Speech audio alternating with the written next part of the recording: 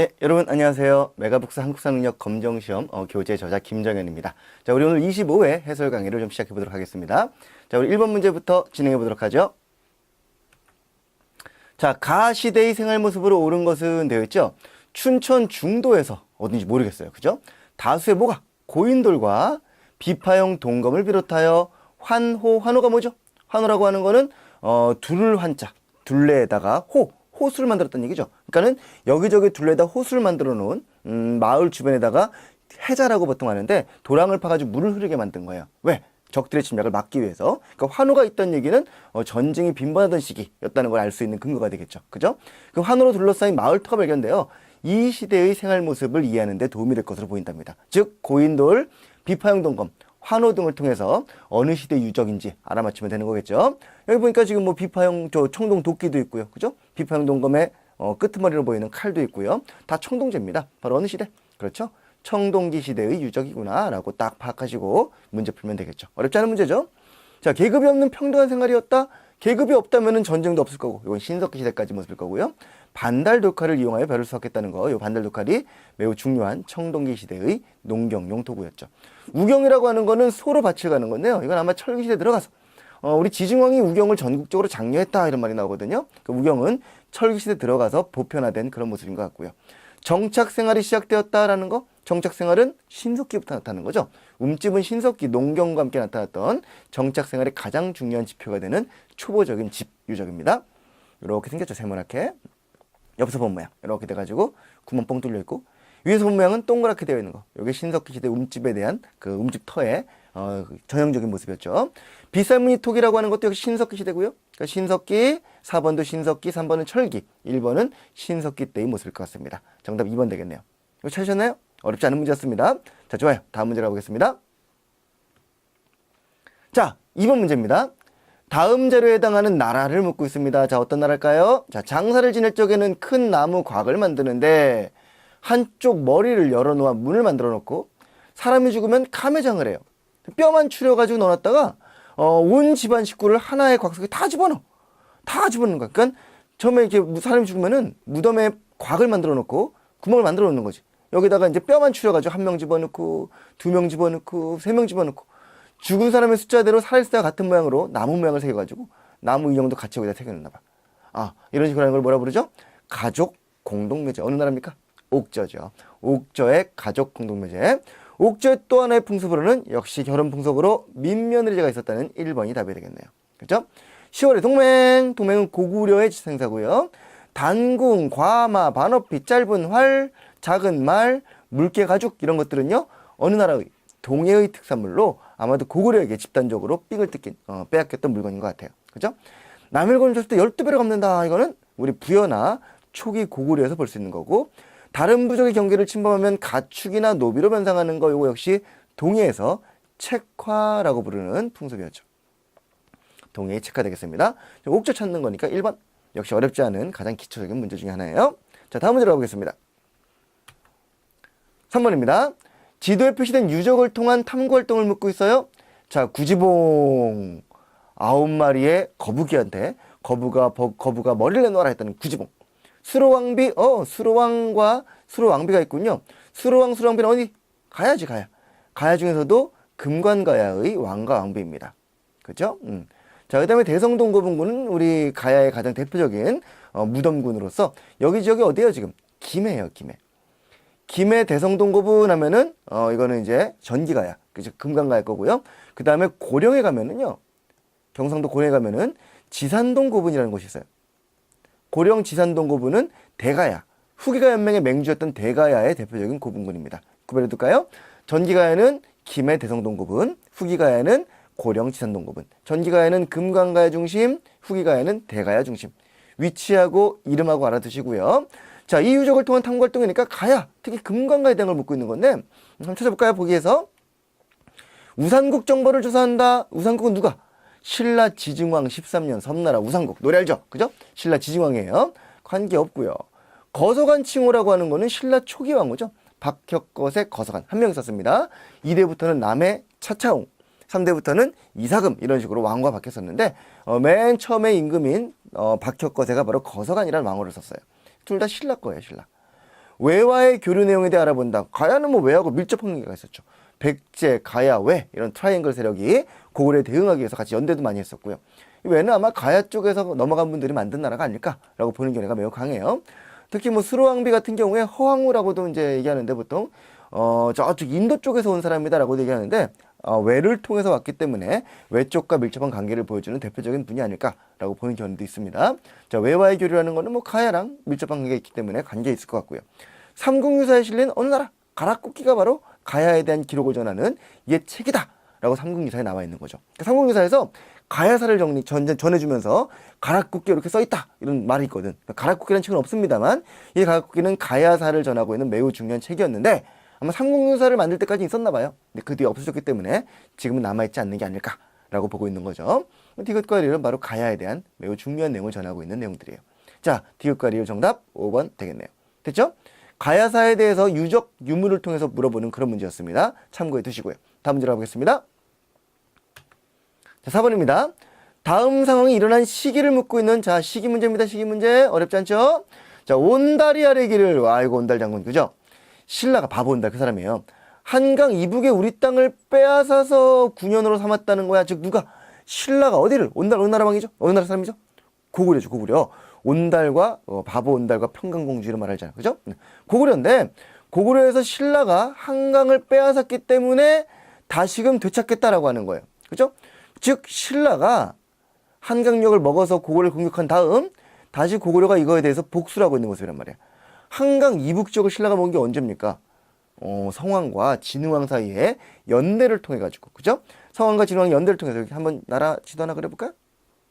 남쪽을 좀 뚱뚱하게 자 이렇게 쓰면은 여기가 이제 한강인데 신라의 진흥왕과 백제의 성왕이 연대를 해가지고 백제는 한강 하류 지역을 먹고 신라는 한강 상류 지역을 먹고 여기다 성을 쌓았어요. 이 성에 남겨진 비석이 바로 단양 적성비라는 거예요. 이 적성비가 한동안 온달 장군 성으로 알려져 있었단 말이야. 적성이라는 곳이. 그래서 온달 장군의 유품을 찾기 위해서 1979년에 단국대 조사단에서 여기를 조사를 했어요. 조사를 하면서 온달 장군에 뭐가 없을까? 건질 게 없을까? 막 찾고 있었는데 온달 장군은 온데간데였고 저녁 무렵에 우연히 발견한 비석이 바로 단양 적성비입니다. 그래서 이 지역이 신라가 빼앗아서 쌓은 성이구나 라는 걸 알게 된 거죠. 근데 적성 지역은 신라와 고구려 사이 매우 중요한 전략적 요충지였기 때문에 신라도 뺏으려고 노력을 했지만 고구려 역시도 나중에 회복하려고 노력을 많이 한 곳이지. 아마도 온달 장군이 내려와서 공격했다는 것도 이 적성이 아마 틀림없을 것 같습니다. 그러니까 이 지역까지 내려와가지고 막 치고받고 싸우고 있는 그 양상. 그러니까 다시 말하면 신라가 고구려에게서 성을 빼앗은 다음의 양상이므로 나제 동맹의 가장 중요한 성왕과 진흥왕의 동맹이 깨어지고 났었던 관산성 전투 이유라는 걸 찾아낼 수 있는 거죠. 항상 연표 문제는요. 연도를 묻는 게 아니에요. 연도가 아니라 밑에 있는 사건을 가지고 인과관계를 정리해보라는 겁니다. 나제 동맹은 장수왕의 평양으로 천도하자.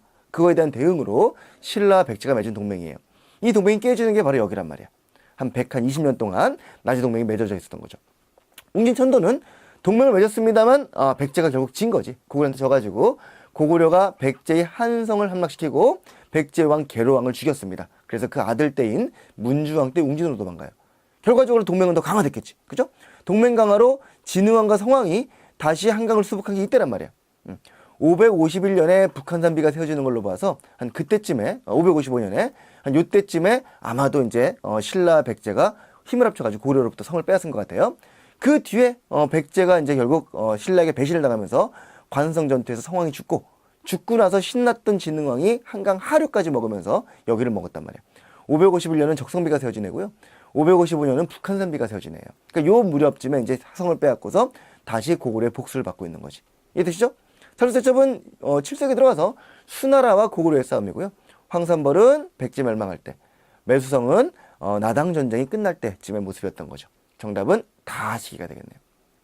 이런 관계사 맺을 수 있겠죠? 그죠? 삼국은 항상 관계사로 보라 그랬어요. 고구려, 백제, 신라 중에서 누가 더 강했던가? 어느 왕 때 누구와의 관계에서 누가 어떤 전투를 치르고 이런 것들 아마 세계 전투가 있을 거예요. 맨 먼저 백제가 전성기를 구했던 거는 4세기 평양성 전투. 여기서 백제가 고구려 고구건왕을 전사시켰죠. 두 번째는 광개토왕이 남진을 통해 가지고 백제와 신라를 먹어버리는 전투인데 그때 중요한 사건 중에 하나가 서기 400년에 고구려 광개토왕이 신라에 침입한 왜구를 격퇴한 장면이에요. 요거 기억해 두시고요. 마지막으로 6세기 때 들어와서는 관산성 전투에서 성왕이 진왕에게 결국 사망함으로써 신라의 전성기로 바뀌어가는 거죠. 이 세 개의 분기점 기억하시고요. 7세기 들어가서는 대야성 전투라든가 살수적 같은 그 외의 전투들을 좀 추가로 기억하시면서 관계를 정리해 보시면 되겠습니다. 삼국은 항상 누차 강조하지만 관계사예요. 누구와 누구의 관계에서 어느 나라가 제패를 했는가 이런 것들이요. 자, 요 4번 문제 관련해 가지고 내용 한번 점검해 두시고요. 다음 문제로 가보겠습니다. 자, 5번입니다. 가와나 사건이 일어난 시기의 국왕을 묻고 있어요. 자, 신령한 사람이 자장에게 알려서 자장법사 너희 나라는 여자가 왕이 됐기 때문에 지금 나라가 개판이야. 따라서 이웃나라가 해치려고 하니까 황룡사 구충탑을 세워라는 거예요. 덕은 있으나 위험이 없지 않냐. 여자기 때문에. 아, 이게 뭐냐. 그러면서 이웃나라도 해치려고 하니까 구충탑을 세우라고. 당시만 해도 여성에 대한 비하의식이 좀 있었던 것 같긴 한데 물론 우리나라에서 여자가 왕이 되는 아주 드문 케이스였어요. 이때 선덕여왕, 진덕여왕은요. 매우 훌륭하던 분들이었죠. 여자로서 왕이 돼가지고 주위 나라들과의 관계도 잘 맺었었고요. 뭐 그 당시에 이제 내부적으로도 상당히 안정된 시기였다고 전하고 있는데 물론 이제 주위에서 의미한 내용들이 되게 많아요. 여자가 왕이 되다 보니까 어쩌고저쩌고 하면서 그런 어떤 대외 관계에 있어서 약간 어려움이 있던 시기였기 때문에 이를 막기 위해서 황룡사의 구충탑을 세워라라고 하는 거죠. 황룡사 구충탑 어느 형태? 선덕여왕 때였죠. 처음부터 선덕왕이라고 씁니다만 선덕왕은 여자도 한 명 있고 남자도 한 명 있어요. 여왕 하는 게 이제 시각적으로 이제 남자만 왕이 되고 여자는 될 수 없다라는 거에서 나온 얘기이기 때문에 보통 여왕이란 말을 씁니다만 뭐 그냥 선덕왕 해도 틀릴 거 없어요. 그죠? 선덕왕, 진덕왕, 뭐 진성왕 이런 식으로. 선덕왕은요. 우리 신라 통일 직전에 우리 김유신, 김춘추 등장하던 그 시기 때 왕이에요. 신라 상대. 그죠? 자, 나는요. 백성들이 조세를 받지 않아 창고가 텅텅 비어 난리가 났어. 여기저기서 원종과 애노해난 같은 반란이 일어났대요. 이건 어느 왕 때? 이거는 신라 하대에 있었던 진성여왕 때예요. 그러니까 선덕왕 때 있었던 게 가, 진성왕 때가 한데 요거는 신라 상중하 중에서 상대, 요거는 신라 상중하 중에서 하대 때 일이었습니다. 각각의 왕 때 있었던 국왕에 대한 설명으로 옳은 걸 찾으랍니다. 자, 볼까요? 화랑도를 국가적인 조직으로 정부했던 건 진흥왕 때예요. 진흥왕. 이차전 순교를 계기로 불교를 공연했던 거는 법흥왕 때고요. 각각 위용이 3대목이라고 하는 향가로 된 그런 노래를 편찬했던 거 요거 바로 진성여왕 때입니다. 답은 3번이고요. 교육 과정에서 빠진 내용이기 때문에 아마도 우리 고등학생을 비롯한 그 학생들은 아마 풀기 어려웠을 거예요. 예전에는 이제 교과서에 나왔던 내용들이고 국어 시간에도 배우게 된 매우 중요한 내용 중에 하나입니다. 각간 위용이라는 사람이 각간은 이제 우리 관등이었죠. 3대목이라고 하는 화랑집을 향가집을 편찬했던 게 진성왕 때 일입니다. 진성여왕 때. 요거 체크해 두시고요. 김음도련을 진압했던 거는 요건 신문왕 때 신라 중대 시작하자마자 진골로서 왕이 이렇게 생겼다 되어 있는데 신라 상대는 성골, 그 다음에 신라 중대부터가 진골들이 왕을 계승하던 시기예요. 5번은 가 때문에 잘못된 내용입니다. 정답은 3번 되겠죠. 우리 선덕왕, 뭐 진성왕 혹은 진덕왕 이런 여왕들의 업적들도 한편으로 잘 나오는 파트이기 때문에 여러분들 따로 별도로 정리해 주시면 좋겠습니다. 자, 여기까지 정리해 보고요. 다음 문제 가겠습니다. 6번이죠. 다음 절에 해당하는 문화유산을 고르랍니다. 국보, 구호 모르겠다. 그죠? 충남, 부여. 부여 있구나. 백제를 대표하는 석탑으로 매우 아름다운데 목조 건물 양식을 이용했대요. 자, 그 다음 거. 당이 백제를 멸망시킨 후 그 내용을 탑 신부에 새겨놓았대. 이거 소정방이라는 놈이. 당나라 장군 소정방이가 백제를 멸망시키고 백제 수도 사비에 딱 들어오니까 이 석탑이 있는 거야. 아주 아름답지. 중국의 석탑에 비교하면 우리나라 석탑은 거의 뭐 최고입니다. 이 석탑 표면과 탑 신부와 기단부에다가 내가 백제를 평정했다라고 써놨어요. 한때 백제를 평정했다라고 해서 평제탑이라고 불렸던 수모를 당했던 탑이 바로 이 탑이에요. 평제탑. 무슨 탑이죠? 정림사지 5층 석탑입니다. 자, 한번 볼까요? 그림들. 자, 맨 앞에는 이게 바로 정림사탑이에요. 목조 양식에서 석조 양식으로 변해가는 매우 중요한 과도기를 보여주기도 하는데 목조 양식을 좀 강하게 보이면서도 완벽한 석탑이에요. 석탑으로서는 아주 더할 나위 없이 보세요. 딱 비례가 얼마나 정확한가. 요 딱 삼각형으로 올라가는 요 비례. 이런 게 그냥 만들 수 있는 게 아니거든요. 수학적 지식이 있어야 되는데 아주 훌륭한 탑. 백제의 미륵사지, 정림사지 탑이고요. 이번엔 잘 알고 있죠. 10원짜리에 있는 다보탑입니다. 신라의 탑으로 경주했을 거고요. 3번은 발해에서 만든 탑으로 보이는데 영광탑이라고 하는 저 위쪽 부여 쪽 땅에 가면 있는 발해 영광탑이고요. 전탑이에요. 벽돌로 만든. 4번은 분황사 모전석탑이라고 하는 신라 경주에 가면 있는 석탑입니다. 본래는 벽돌탑을 모방해서 돌멩이를 하나하나 깎았어요. 벽돌 모양으로. 그걸 쌓아서 만든 겁니다. 그래서 보통 전탑을 모방한 석탑이다. 그래서 모전 석탑이라고 불러요. 석탑은 석탑인데 전탑을 모방했다는 거죠. 그죠? 신라 분황사에 가면 있습니다. 원래 7층 정도 되는 것 같아요. 9층 또는 7층인데 위에 날아가고서 지금 3층만 남아있는 거예요. 요거는 뭐 익히 본 탈 것 같은데 백제 부여 사비 익산 쪽에 있는 미안해요. 익산에 있는 미륵사지 석탑입니다. 익산 미륵사지 석탑은 원래 7층으로 된 탑인데 보시면 알겠지만 목탑 양식과 되게 유사해요. 돌멩이 하나하나를 나무 모양으로 깎아가지고 그걸 조립해서 만든 탑이에요. 그러니까 이거는 목탑을 모방한 석탑이죠. 목탑에서 석탑으로 가는 매우 중요한 그 석탑 돌멩이탑 매우 중요한 그 과도기를 보여준 탑입니다. 요거 다음에 양식으로는 요게 나온 건데 1번이 나온 건데 뭐가 먼저인지는 모릅니다. 시기적으로 요게 정림사탑이 먼저인지 미륵사탑이 먼저인지 모르겠습니다만 양식으로 봤을 땐 요게 먼저고 요게 나중에 탑이에요. 자, 요거는 익산에 가면 있는데 무왕 때 만든 탑이에요. 무왕이 익산으로 천도 계획을 세우면서 미륵사라는 절을 만들었고 거기에 있었던 탑 2개 중에 하나입니다. 양쪽에 석탑이 있고 가운데 목탑이 있었는데요. 석탑 중에 하나가 남아있는 거지.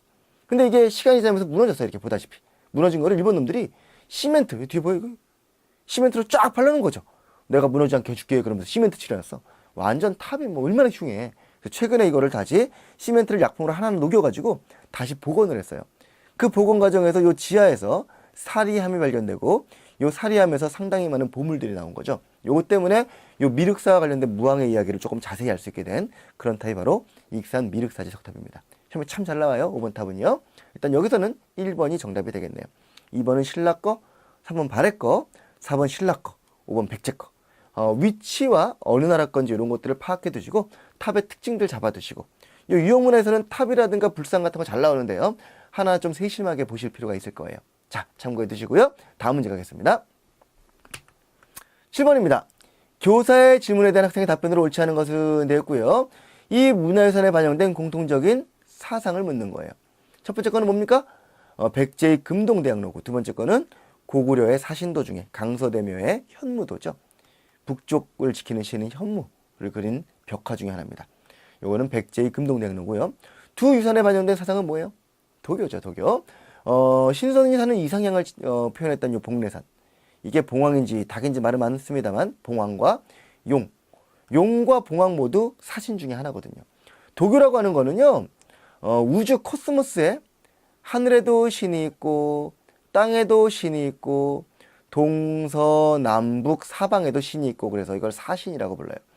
천신, 지신, 사신. 동쪽에는 좌청룡, 우백고 서쪽에 남쪽에 주작, 북쪽에 현무 이렇게 있다는 거지. 이런 신들이 지켜주고 있는 우주가 있는데 사람은 그 안에 아주 미미한 존재예요. 사람은 그래서 자연 속에 쏙 들어가서 그냥 사세요. 무위자연. 아무것도 하지 말고 살아가라는 거야. 그럼 사람이 뭐가 될 수 있어요? 사람이 자연에 묻히면 사람 인자와 매산자죠. 신선선자가 돼요. 이러한 신선사상 역시도 도교에서 나온 사상들이에요. 이 신선이 사는 복례산 이런 게 전부 다 도교 마인드란 말이야. 그러니까 천신, 지신, 사신, 신선 이런 것들. 자, 관련된 거 볼까요? 불로정생과 현세구복 좋아. 그죠? 오래오래 사는 이게 바로 이제 도교란 말이에요. 도교. 그 다음에 소격서는 바로 조선시대 때 하늘에 제사 지내는 관청이에요. 그 천신에 대한 거죠. 하늘에 제사 지내는 요거 바로 맞지? 옥황상제 초제 맞고요. 연개소문은요. 불교가 융성하던 고대에 불교와 결탁된 귀족들을 견제하기 위해서 도교를 당에서 들여와서 장려했던 분이에요. 맞는 얘기고요. 시경, 서경, 역경 이거 전부 다 유교경전이에요. 우리가 보통 사서, 삼경 그러는데 사서는 논어맹자 대학중용 여기다 삼경하면 시경, 서경, 역경이에요. 시, 그 다음에 서, 역이라고 하는데 이 세 가지 합쳐가지고 유교의 매우 중요한 경전으로 삼습니다. 그러니까 이건 이제 유교 얘기지, 유교, 도교가 아니라. 아시겠죠? 그러니까 도교가 무엇인지 정확히 판단하시고 관련된 유적, 뭐 유물, 뭐 이런 것들, 그 다음에 관련된 내용들 정리하시면 되겠습니다. 도교는 뭐 별로 정리할 게 없습니다. 간단하게 한 문제 맞출 수 있기 때문에 해두면 좋아요. 자, 다음 문제 가볼게요. 밑줄근 기억에 해당하는 제도입니다. 무진주라는 걸 갖다 요 무진주. 우리 구주 중에 하나인 것 같은데 주의 향리 안길이 정성껏 잡혔다는 거야. 이튿날 거두공이 떠나면서 말하기를 도승님 찾아와라 라고 했다는 거야. 거두공 서울로 와서 재상이 됐어요. 나라의 제도에 해마다 지방의 향리 한 명을 서울에 올려보내 지키게 하고 있었는데 안길이 차례가서 도성으로 왔어. 와서 어떻게 됐겠어? 이제 뒤에 얘기 들으면 안길이 이 거두공을 만났겠지. 그래서 옛날에 그 은혜를 갚으면서 뭔가 이게 나오지 않을까? 그죠? 자, 지금 외주의 향리가 서울에 올라와서 지키는 거예요. 서울을 상이라고 하거든. 서울에 올라와서 지킬 숫자. 누가? 향리가. 상수리라고 불러요. 서울에 올라와서 지키는 관리 이런 뜻이죠. 이 상수리가 올라와가지고 지켜주는 제도, 이 상수제도인데 이 상수제도가 고려에 들어가면은 기인제도가 돼요.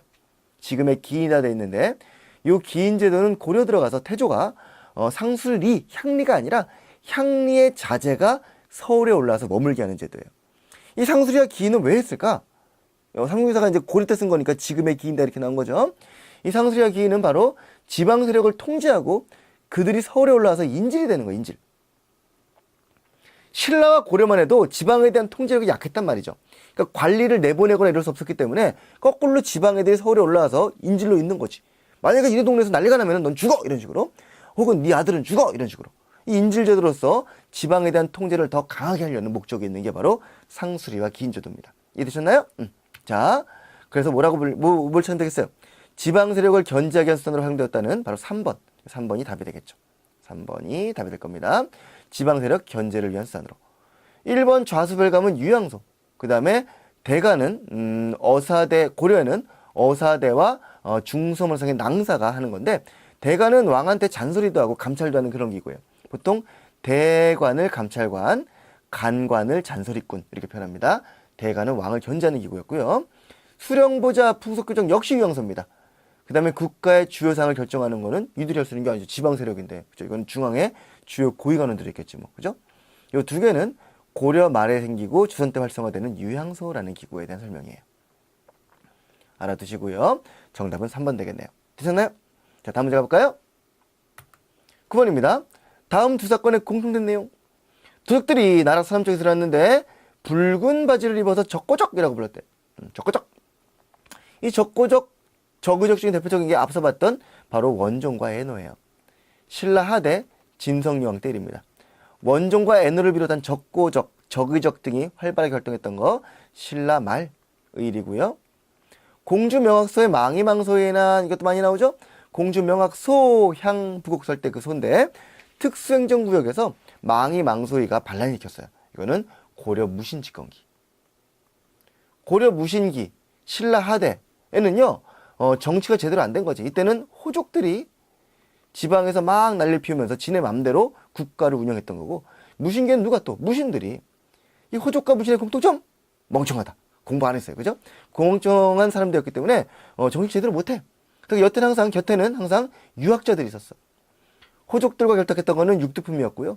무신들은 능문능리, 학문에도 능하고 관리로도 능한 신인 세력을 뽑아가지고 걔들 옆에 두고 정치를 했단 말이야. 그러다 보니까 아무래도 정치가 아름답게 운영되기 힘들었어요. 그러니까 정치가 막 탄탄한 시스템으로 운영되는 게 아니라 비정상적으로 일부 브랜드에 의해서 막 운영되고 있는 거지. 그러다 보니까 세금이 제대로 안 걷죠. 그 와중에 백성들은 세금의 포탈, 세금의 어떤 수탈에 노출될 수밖에 없는 거죠. 이런 가운데서 일어난 게 바로 이런 밀란들이에요. 우리나라의 밀란들은요, 거기다가 백성들이 일어나는 건 딱 하나입니다. 먹고 살기 어려울 때. 먹고 살기 어려우면은 백성이 일어난다. 라는 거예요. 이게 잘 안 되면 일어나는 거지. 그러니까 늘 세금이라든가 삼정문란이라든가 이런 것들이 원인이 되는 거예요. 백성들의 반란이 무슨 왕계성 문제겠어. 그죠? 이런 건 전부 다 너무 거창하단 말이야. 정답은 4번이 되겠죠. 다음 문제 가볼게요. 10번입니다. 가인물의 활동을 묻고 있는데요. 낙산사, 화엄, 문무왕 라고 다 나왔죠. 그죠? 화엄 사상을 정비했던 신라 중대 매우 유명한 승려, 바로 의상입니다. 의상수산 들어와서 영주 부석사, 안동 봉정사 같은 사찰도 되었고요. 그다음 낙산사 가면요 의상대라고 있어요. 의상이 머물렀던 장소가 의상대죠. 우리 지난번 고성 산불 때 불이 나가지고 지금 복원했습니다. 그 산불로 강원도가 다 타면서 안타깝게도 의상대까지 불타버린 거죠. 매우 중요한 건물이었는데 지금 복원된 건물이 있습니다만 이 의상대를 비롯한 이런 것들이 전부 다 의상 관련된 그런 그 유적들이고요. 부석사, 봉정사, 낙산사 이런 것들. 이 화엄정은 바로 통합불교였기 때문에 의상은 문무왕의 옆에서 측근이 되어가지고 정사를 돌봤던 그런 분이기도 해요. 이 양반은 특히 민간에도 불교를 보급하기 위해서 관음신앙이라고 하는 나무 관세음보살 많이 들어봤죠? 이 관음보살은 볼관자의 소리 음자예요. 세상은 세상 세자고요. 세상의 소리를 보고 듣는 분이 관음보살 혹은 관세음보살이에요. 그러니까 늘 우리 옆에 있다가 우리가 관세음보살 그러면 막 도와주는 거지. 그래서 여러 개의 눈을 가지고 있어. 눈이 100개야. 그래야 많이 볼 거 아니에요. 얼굴이 11개고 손이 1000개야. 그러니까 천수관음, 백안관음, 11면관음 이렇게 불러요. 눈은 100개, 손은 1000개, 얼굴은 11개 막 괴물처럼 생겼지만 늘 보고 있다가 우리를 도와주는 그런 분인 거지. 이 관음신앙, 관음보살이 항상 우리 곁에서 도와줄 거라는 그런 신앙으로 불교 대중화에 귀한 분이 바로 우리 의상대사예요. 답은 5번입니다. 그래서 자, 1번의 수선사 결사는요, 진울이라는 고려 무신집권기 때 윷을 치는 진울의 제자죠. 혜심이라고 하는 분이 본래 유학자였거든요. 유교와 불교가 하나다라고 했던 분이고요. 3번은 이거는 대각국사 의천이에요. 고려 문벌귀족기 때 문종의 넷째 아들 의천이 주석서를 모아서 신편, 제종, 교장, 총록을 만들고 속장경을 조판합니다. 속장경이라고 하는 게 바로 의천이 만든 장경이고요. 그게 이제 교장들이에요, 교장. 교장 가르침입니다, 가르침. 주석서에 대한 거고요. 인도와 중앙아시아를 여행하고 왕호 천축국전 5개의 천축국에 갔다 오신 분 누구? 해초지, 해초. 신라 때 해초, 신라 중래 때. 정답은 5번 되겠네요. 뭐 의상, 원효, 진울, 의천 다 워낙 유명한 분들이기 때문에 업적들 정리하시면 불교 문제 한 문제 맞출 수 있습니다.